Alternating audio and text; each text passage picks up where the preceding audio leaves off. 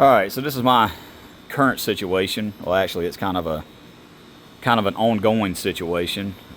Started a couple days ago, Friday. Was out of our local ATV park and going through a hole that I've been through many times since I've had this four-wheeler. It's a 850 Xmr. The 2025 model, Gen 3, the one that just came out. Had it now. I think I've got about 85 hours on it. Again, been to that park many times, local park. Got out there, was going through a hole about fender deep, and as I was coming up on the other end, the four-wheeler stalled. And like an idiot, and I know I'm going to get some comments on here, but hey, it is what it is. I hit the freaking start button and sucked water into the engine from the exhaust. So, of course, once I did that, a buddy of mine was like, "Hey, don't do that no more. Don't try to start it," which I should have known better to begin with. We went ahead, we pulled it out, got it on the trailer, got it back home, and didn't get home till late that night, Friday night, so I waited till Saturday to kind of start messing with it, and got everything broke down. I'll show you guys what I did. I couldn't find a lot of information because these units are so new. Right now, I've got it hanging. I used a rafter in my carport to winch it up and get it turned on its back, helping out drain water. I've already flushed it a couple times, but I kept seeing water in the intake, and I'm like, there's no way there's that much water, coming from the engine. So then the only other thing that could be wrong with it would be there's still water in the exhaust. So then I had to go through the painstaking process, and I mean, it wasn't that bad. And mind you, I did all this with tools here in my garage. And I'm gonna show you guys kind of what we got going on here, everything that I took off. Again, most of this stuff is easy, and I'm not going to go through all the details on how to take it off, but with simple tools, push pins, little quick connection things. I did have to take the lower part of the airbox breather hose off, which again, that wasn't that bad. That was the only way I could gain access to the front spark plug. Again, all of this stuff right here, you got your your hood cover, your snorkel cover, your front grille. Those are all easy, simple things to take off. No tools required. Side panels, again, no tools required to take those off. The underneath part of the snorkel, where your snorkel and hoses and all that stuff come up through, same thing, easy to take off, no tools required to do that. And then these pieces out here, these were from the right front fender, the underneath part. Again, these two, you had to take them out. There was a few screws that I had to take off, but again, I'm no mechanic, don't claim to be, and it was pretty easy. Okay, so that's all the plastics that had to come off the bike. Again, everything from really here all the way to there requires zero tools. And then I had to get a little bit of help to kind of wiggle this thing out, get it out. Of course, seat, it comes right off. And then these two pieces here, they, again, a couple screws, couple snap pins, and they come out. So I got to that point, and then I took the front right tire off, again, just to have easier access to get to the front cylinder.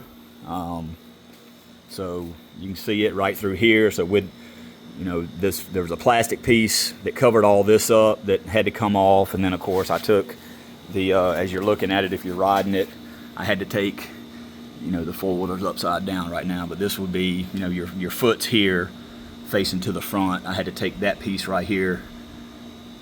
That whole little area right there had to come out, which you got to take that out anyway to get to your oil filter. This hose right here, this is where the extension for the intake, that's where it goes. So it comes in from the top, it goes down underneath the frame, and then it connects back in here, and it's got the little clamp, metal clamp that clamps it back down on there. So again, wasn't too hard to get to this point where I'm at now, and this is the current state. Of course, I did take the muffler off. I've got it out in the front of my yard right now, drying out, because it was caked with mud. As soon as I took that muffler off and detached the springs, which hold the muffler onto the header, water just poured out. And that pretty much, answered my question to where all this excess water was coming from. Even though, I'd been trying to flush it, but every time I would hit the start, bump it, water was still, spurt out of the spark plug ports. But as soon as I took that pipe off, right there is the header. And again, it wasn't that hard to take the pipe off, and more than likely I'm going to get an aftermarket pipe anyway. There's not a lot of them on the market right now because the bikes are so new. But I know there are a couple companies out there. They're pretty pricey. They require a tune and all that stuff. But right now my goal is to get the four-wheeler hopefully back running, which I'm confident that I can get it to that point, and hopefully it's good to go, and it'll it'll be fine. And worst case scenario is I don't get it started and I have to take it to the shop, and then I have to spend a ton of money on rebuilding the engine or replacing the engine or whatever the case may be. Somewhere in the middle ground, I get it running and it runs like shit. But it runs. So I guess those are kind of my three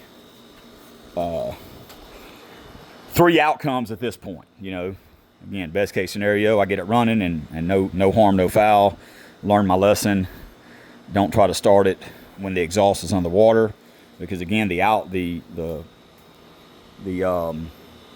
snorkel and all that stuff was clearly out of the water. There was no water whatsoever in any of the compartments of the air box. I mean, it was bone dry.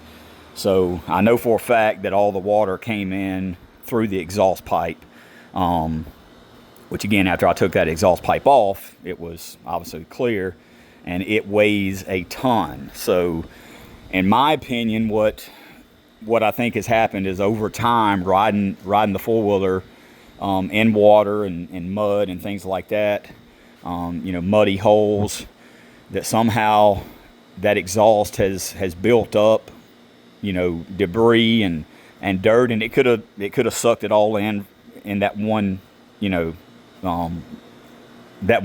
scenario, that one situation that got us here. But either way, it's heavy. I don't know what the dry weight, new weight of an exhaust for this ATV is, but I mean, that thing, if it's not close to 100 pounds, I don't know what is, because it's pretty heavy. It took me and my stepson both to even get it off the four-wheeler, because it was just so heavy and bulky to move. And then once we got it off, of course, we tried to spray some water in it and rinse it out with some from the water hose with just a regular garden nozzle, and a bunch of stuff came out, dirt, some carbon buildup, things like that. But I've got it out front right now, just sitting in the sun, kind of let it dry out. Where I'm at, the part of the country we're in, there's a lot of red dirt, red clay, so that stuff, once it gets wet, I mean, it's almost impossible to get it off with anything other than a pressure washer, or a brush or just your hand scraping it off or whatever. But it's like Play-Doh. But anyway, like I said, there wasn't a lot of information out there. If anybody has any other recommendations, any tips, I know I screwed up. Shouldn't have tried to start it in the first place, but hey, we're past that point. You know, I mean, we are where we are. But it's a 2025 850 XMR Outlander, the new Gen 3 frame chassis, and so far it's been great. I love it, and I hope and pray that I can get it back going. We'll see. That's still to be determined. Again, I just recently got the exhaust off, so I'm gonna let it sit here, maybe overnight, and do its thing. You know, let some more water out of the intake from where the header's now detached from the muffler, and hopefully that'll solve that issue where I still had water, you know, coming in after several attempts to get the water out of the cylinders. So there we are. There we have it. Again, any recommendations on aftermarket parts or companies? I know there's 2 or 3 companies out there that they have already made, you know, some lift kits and exhaust and things like that for this Gen 3 model of the XMR. They're pretty pricey, and like I said, I'm almost certain they require you to have a tune, and you got to unlock the ECM and all that stuff. But they've got like kits that you can do it all at once. You send them the ECM, they'll unlock it, they'll program it with the new tune, and they'll send you out your ECM back within, they say, 7 to 10 days or whatever, and do it that way. Which, you know, it's kind of, unless you take it into a authorized Can Am dealer, you know, they got the tool or the computer to do that. Again, I'm not that knowledgeable on that whole end of it, but yeah, so hopefully this gave some information. Number one, don't ever start your four-wheeler once it's went dead in the water. If you do, you'll most likely have a high probability to wind up in the situation that I'm currently in, where I've got a brand new $15,000 machine sunk, and trying to get the water out of the cylinder heads and get it running again. So we will see, but I'll let y'all go for now. Videos went on now over 13 minutes. It's gonna take forever to load it up, but again, look forward to the comments, look forward to the you know, the harsh criticism that I'm probably going to get, which it's okay. I got thick skin. I can take it. I'm a big boy. It's not a big deal.